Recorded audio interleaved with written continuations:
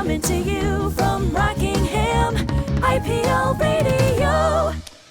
And you're listening to My Generation on IPL Radio, and it's my pleasure to introduce to the microphone Jenna Hall from the Living Waters Lutheran College. Thanks for having me, Alan. Great to have you here. And I understand you've not been at Living Waters that long. No, that's right. I've been with Living Waters for a month now. I'm in a marketing and communications role and loving it so far. It's a really great community at the school. Fantastic. Yeah. So what's your background, Jenna? My background is in marketing. I studied just a bachelor degree in commerce and went into the advertising and marketing world. I got to work with some really fun clients and then also on the client side with a large retail company, Australian company, Officeworks, and that was great fun. I also then delved into the world of mining and resources and oil and gas, and had a great job with Chevron as a biosecurity specialist, where we were in a conservation type of role looking after the species on Barrow Island.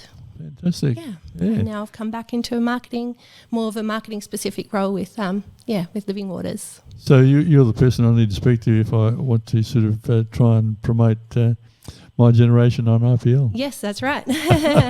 Which I do very badly at the moment. Oh. So I'll be looking for any tips you can give me. Sure. But you've got something happening at the school at the moment, I understand, with your Year 4s, I believe. Could you tell us a little bit about that? Yeah, sure. So as your listeners are probably aware, the Rockingham Council puts on the Castaways exhibition every year. It's an annual competition, and there is a school exhibition that schools in the area can put in a submission, and if they're selected, they can exhibit their sculpture.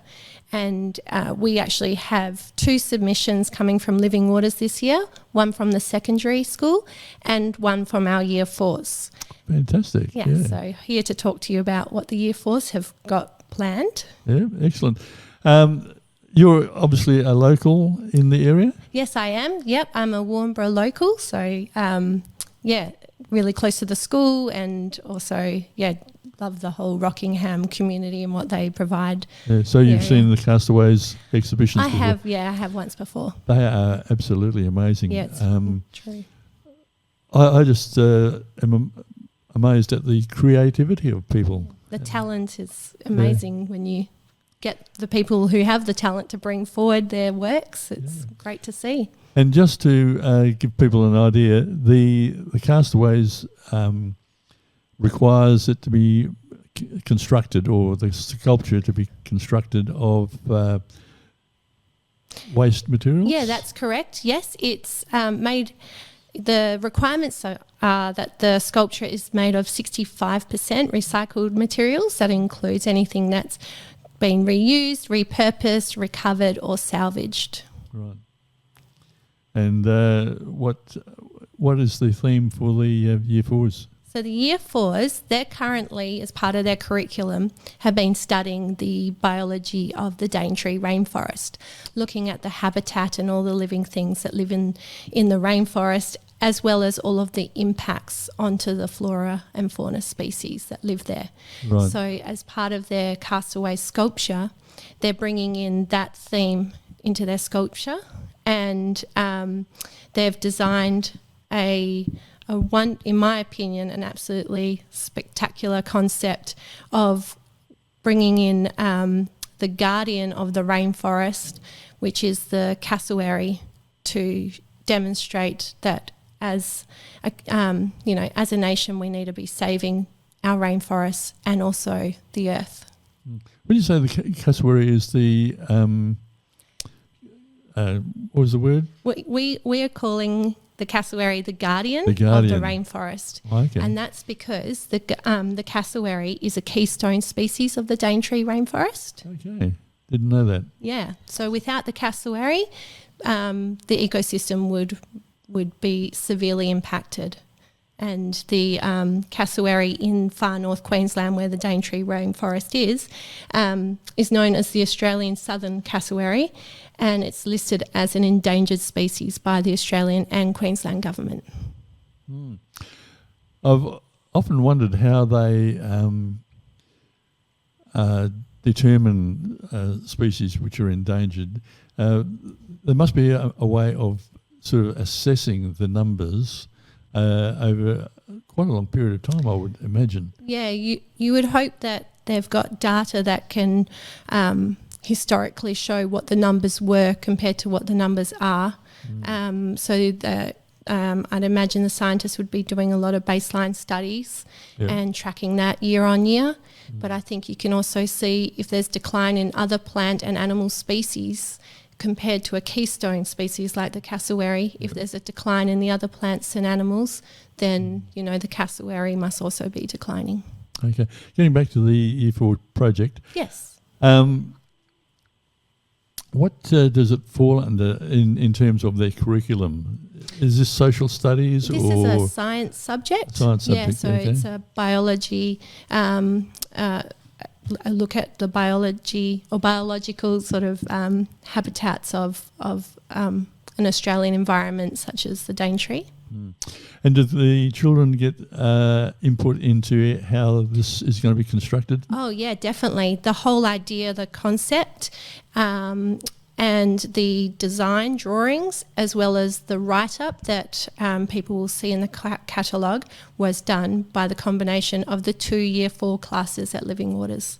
Fantastic. Yeah, so they worked together in small groups and then they voted along with the teachers on which design they were going to go with. And I'd just like to say a shout out to Arabella for her design and also to Flynn for his write-up. So they're students, are they? Yeah, that's right. That's fantastic. The students, yes. Yeah, just as an aside, we had one of your students here for 2 weeks, a couple of weeks ago, doing a work experience, Liam, and had a great time. And it was he sat with me on the program on a couple of occasions, and it was sort of great to have him here.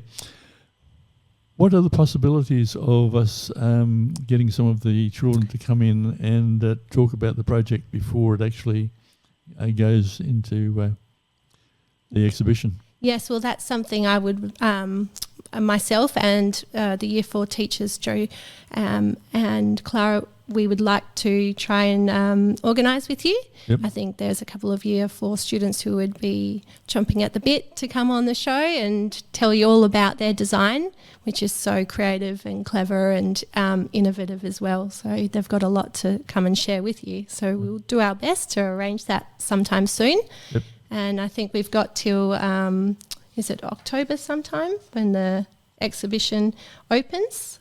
So we do have a little bit of time before. So when does the exhibition in October? I think it was October. October to November, I believe. Okay, well, we can clarify that later. Yes. So would we sort of organise the visit through yourself? Yes, that's right. Yes, okay. I have to speak to a couple of other staff members and and the parents involved as well. So we will have a chat to some of the students over the course of the next week and see what we can arrange. Anyway, we can sort of fit you in at a moment's notice if need be. Yeah. We don't need to have... but I can tell you a little bit of the design now if you'd like to hear about it. Because, as I said, the cassowary is being portrayed as the guardian of the rainforest, and what the students have come up with, along with their teacher Jo, is, or Miss Natural, is that the actual body of the cassowary is going to be living plants. And we believe that this might be the first sculpture, at least within the school exhibition side of things, that a sculpture has been made from something living. So it's going to be created out of spider plants and catgrass. And its legs are going to be from some repurposed tiki torches, and its head... Sorry, what was it? Do you know those tiki type of torches that you can get from Bunnings, and it's you can light it up and you put them in the garden? It's used at parties and stuff. Okay. Yeah. So not familiar they with look them, like just a couple of long pegs, so they're good big bird legs, and then the head is going to be made from an old broom. And a group of students are also making the eye of the cassowary from reclaimed clay. So that will be the bird, and then the bird will be holding in its beak a bird cage that was found on a Verge collection drive-by. Yeah. And within the cage are, I think about, I don't know how many, maybe about 5 cans, and they're Pringles cans. And Yes. the individual Pringles cans are being etched out on the outside by drilling holes of one of the endangered species of the Daintree rainforest. And then a fairy light is put inside, and it will be glowing through, and it's kind of representing a bit of a dim light on those endangered species. Right, so the dimmer the light, the more endangered. Yeah, that's right. Species. Yeah, and then to represent the threats, they've got little figurines that will be climbing the outside of the bird cage, and they will be depicting, some of the impacts that currently are impacting on the Daintree rainforest, such as logging and tourism and mining. Right. Very clever. Yeah, I think so. Yeah.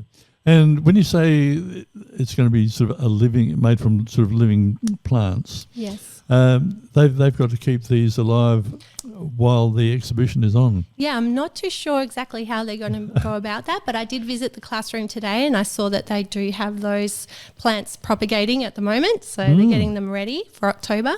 Yeah. Yeah, absolutely fascinating. I admire anyone who's got that sort of creativity. Never would have dawned on me to use something like that. But, and this is coming from the kids. Yeah, that's right. Yeah, it's amazing. Yeah, it is indeed. Well, we certainly look forward to having the children in here. And the other thing I was keen to talk to you about is that there have been some concerts, what do you call them? Concerts? Productions that the school has put on that I went to see Bring It On last year. Yes. And I had hoped to get some of the students in here at the time, but time was tight. So I'm hoping to have someone like yourself in the school who can sort of give us a heads up when these things are coming on. Yep.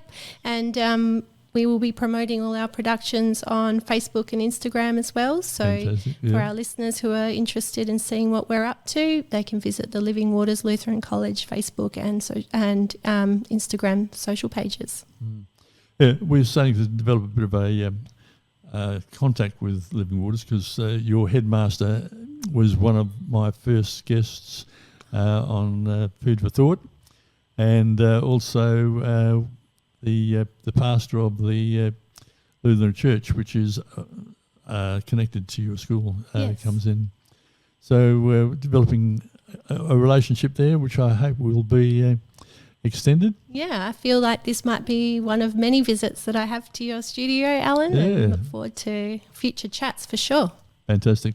Now, before you came on, I did ask you if you had a favourite song that you would like to play, and you told me that you're a fan of... I do like a bit of Van Morrison. Van Morrison. So I've got one teed up. Brown Eyed Girl, do you remember that? Sounds wonderful to me. Okay, Thank you. so we just got to play a studio plug. Coming to you from Rockingham.